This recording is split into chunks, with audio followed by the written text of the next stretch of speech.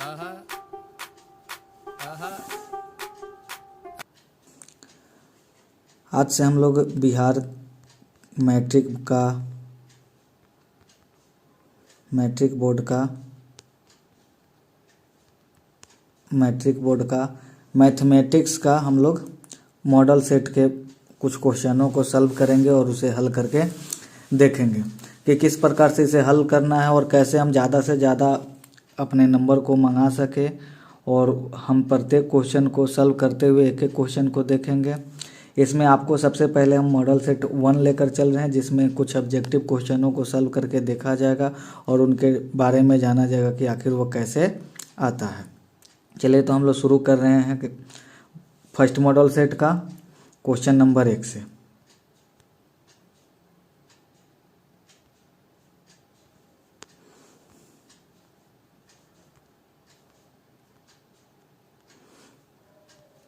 Question number 1 देखिएगा। तो question number 1 दे रहा है कि साइन थीटा और कॉस थीटा, साइन थीटा बराबर कॉस थीटा, तो थीटा का मान होगा। तो चूंकि हम जानते हैं कि साइन 45 का और कॉस 45 का मान बराबर होता है, साइन 45 और कॉस 45 का मान बराबर होता है थीटा में, इसलिए हमारा थीटा का मान 45 होगा और हमारा ऑप्शन नंबर डी सही होगा। तो 1 नंबर का ऑप्शन नंबर हमारा डी सही हुआ। अब तो ये 1 नंबर का ऑप्शन नंबर डी सही हो गया।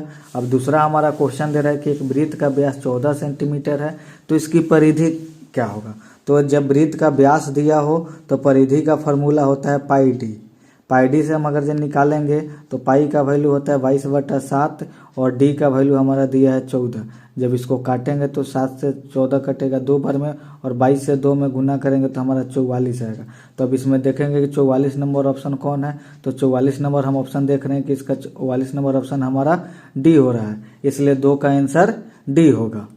अब हम लोग देखेंगे तीसरा नंबर क्वेश्चन। तो तीसरा नंबर क्वेश्चन दिया है कि बिंदु O -5, 7 और -1, 3 के बीच की दूरी है। तो इनके बीच की दूरी निकालना है। तो दूरी निकालने के लिए फॉर्मूला होता है कि रूट ये x1 - x2 यानी कि -5 -1 का होल स्क्वायर ऐसे, उसके बाद प्लस फिर 7 - 3 ऐसे 7 - 3 का होल स्क्वायर करके इसको रूट में कर देंगे। जब इसको करेंगे तो ये माइनस माइनस जो है ये प्लस में बदल जाएगा और यहाँ पर हमारा ये 5 में से 1 जाएगा तो रूट में बच जाएगा -4 का स्क्वायर और यहाँ बच जाएगा हमारा ये 7 में से 3 जाएगा तो 4 बच जाएगा। तो यानी कि यहाँ पर भी 4 का स्क्वायर।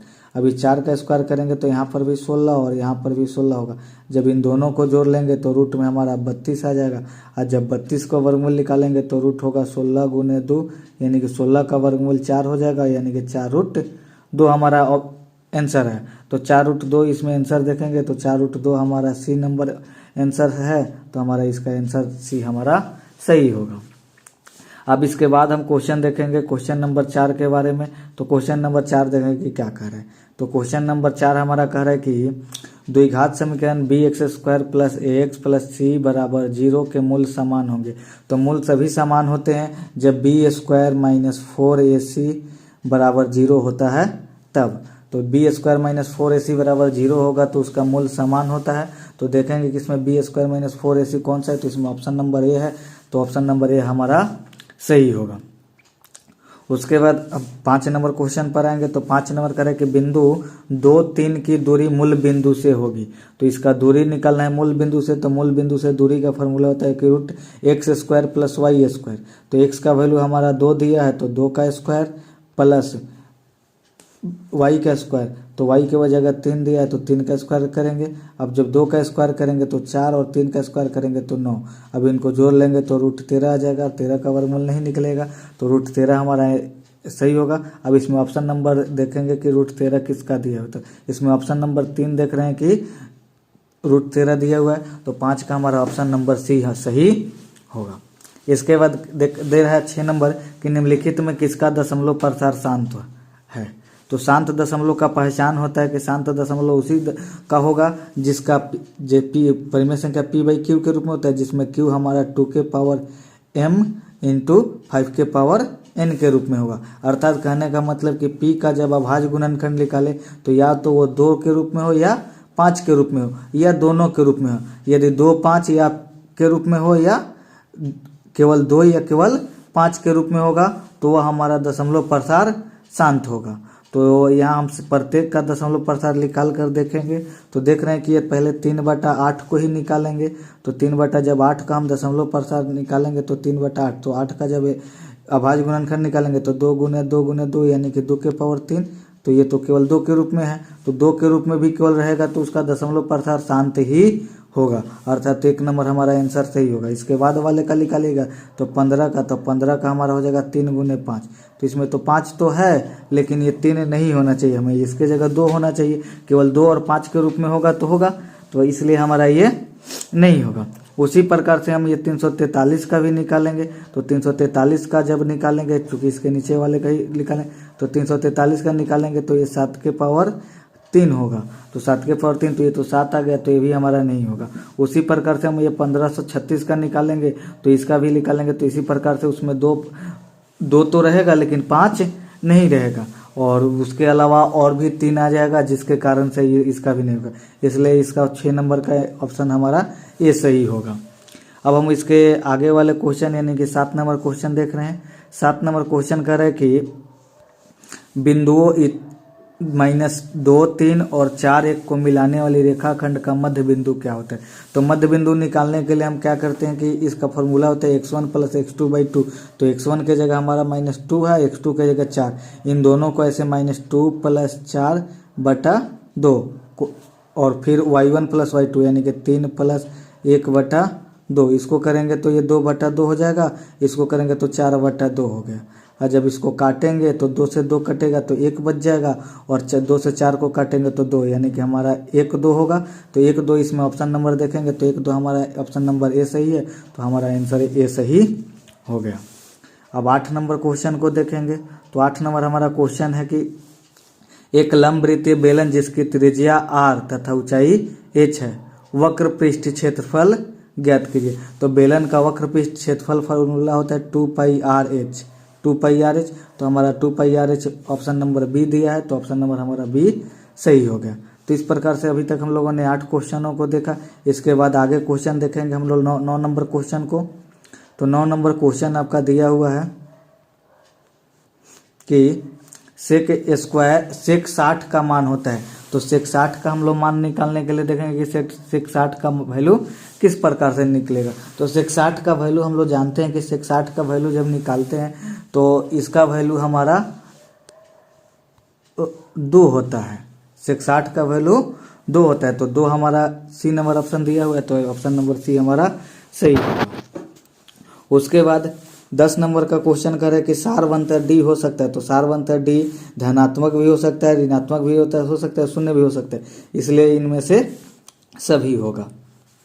अब 11 नंबर क्वेश्चन आएंगे। 11 नंबर क्वेश्चन दिया है कि 5 + 3√2 है, परिमेय संख्या, अपरिमेय संख्या, पूर्णांक है, इनमें से कोई नहीं। तो चूंकि इसमें √2 अपरिमेय संख्या जुड़ा हुआ है इसलिए ये हमारा अपरिमेय संख्या होगा। तो ये हमारा ऑप्शन नंबर बी सही हो गया। इसमें अब 12 नंबर में आएंगे। तो 12 नंबर क्वेश्चन कर रहे कि निम्न में कौन अभाज्य संख्या। तो अभाज्य संख्या उसका कहते हैं जिसका गुणनखंड 2 से अधिक ना हो। तो 28 का निकालेंगे तो 2 से ज़्यादा आ जाएगा।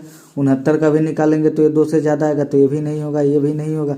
71 का निकालेंगे तो इसका अभाज्य गुणनखंड यानी कि ये केवल 1 और 73 ये अभाज्य गुणनखंड होगा, तो इसका 2 ही अभाज्य गुणनखंड होगा, इसलिए हमारा सी नंबर ऑप्शन सही होगा। डी का निकालेंगे तो इसका तो ऐसे 3 हो ही जाएगा, 7 हो जाएगा, फिर उसके बाद 9 हो जाएगा, तो इस प्रकार से इसका 2 से ज़्यादा हो जाएगा, तो ये भी नहीं होगा। तो इसका हमारा ऑप्शन नंबर सी क्या हुआ कि सही हुआ। उसके बाद 13 नंबर करें कि निम्न में कौन अपरिमेय संख्या है। तो अपरिमेय जिसका वर्गमूल अपरिमेय संख्या नहीं है, तो जिसका वर्गमूल हम आसानी से निकाल सके।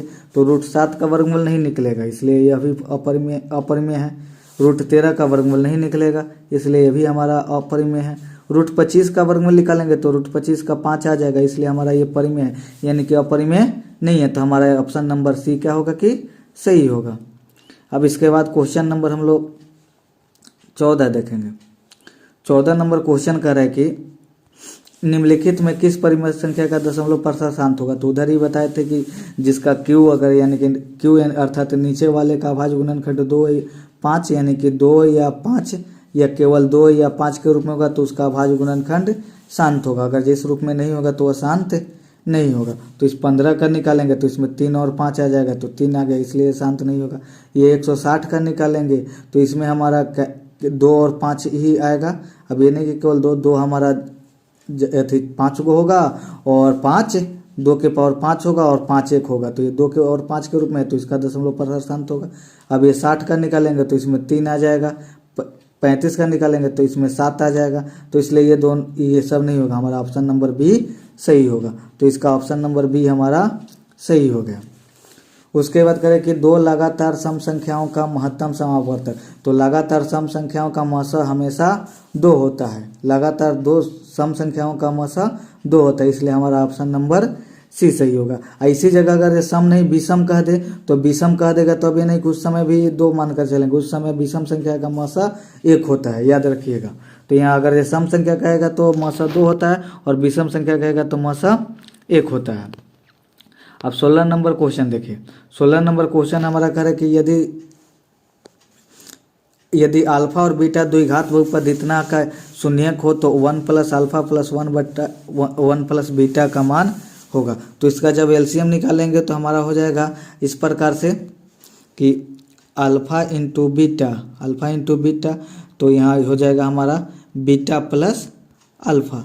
तो ये बीटा प्लस अल्फा यानी कि अल्फा प्लस बीटा कर सकते हैं, तो इसका वैल्यू होता है -b/a और इसका होता है अल्फा इंटू बीटा का c/a। तो c नीचे का सी का सी और a नीचे वाला ऊपर चले, a कट गया तो हमारा बच गया -b/c और -b, तो -b के जगह यहाँ b के जगह यहाँ देखेंगे कि क्या है। तो हमारा चूंकि आया था कि b इसका कि -b/c, तो b के जगह यानी कि इसके जगह, तो यहाँ कुछ अंक नहीं है तो -1 हो जाएगा, ये माइनस का माइनस और एक c, तो c के जगह हमारा क्या है कि कुछ नहीं, c के जगह -2 है तो -2 लिख दिए। अब ये माइनस माइनस कट गया तो हमारा बचा 1/2, तो ये हमारा ऑप्शन नंबर ए सही होगा। तो 16 का हमारा ऑप्शन नंबर ए सही हुआ। इस प्रकार से हम 16 को ऑब्जेक्टिव क्वेश्चन देखें। अब 17 नंबर ऑब्जेक्टिव क्वेश्चन देखिए। 17 नंबर ऑब्जेक्टिव क्वेश्चन दिया है कि यदि किसी समानांतर श्रेणी का nवां पद an + b है तो इसका पदांतर क्या है। तो इसका पदांतर निकालना है, तो पदांतर निकालने के लिए सबसे पहले इसका निकाल ले रहे हैं पहला और दूसरा पद। तो पहला पद निकालेंगे तो n का वैल्यू 1 रखेंगे तो हमारा a + b हो जाएगा और दूसरा पद निकालेंगे तो 2a + b हो जाएगा, क्योंकि n का जगह 2 रखेंगे तो 2a हो जाएगा। अब इसका क्या करने के सारवंतर, तो पदांतर के लिए होता है a2 - a1, यानी कि ये a1 था, ये a2 था। तब इस a2 में से हम इसको घटा लेंगे यानी कि 2a + b। अब घटाव का चिन्ह, घटाव का करेंगे तो -a, ये प्लस वाला b जो है माइनस में बदल जाएगा, ये b कट गया, 2a में से एगो एज गया तो एगो ए क्या हो जाएगा, बच जाएगा, यानी कि केवल ए होगा। तो इसका बी नंबर आंसर सही होगा। तो इसका हमारा बी नंबर सही हुआ। तो इस प्रकार से ये 17 क्वेश्चन को हमने एक एक करके सॉल्व करके देखे। इसमें आपको कहीं कोई दिक्कत हो तो कमेंट बॉक्स में ज़रूर कमेंट करें और हमें ज़रूर बताएं, जिससे कि हम आगे आने वाले वीडियो में आपको अच्छे तरीके से समझा सकें और आपको बता सकें।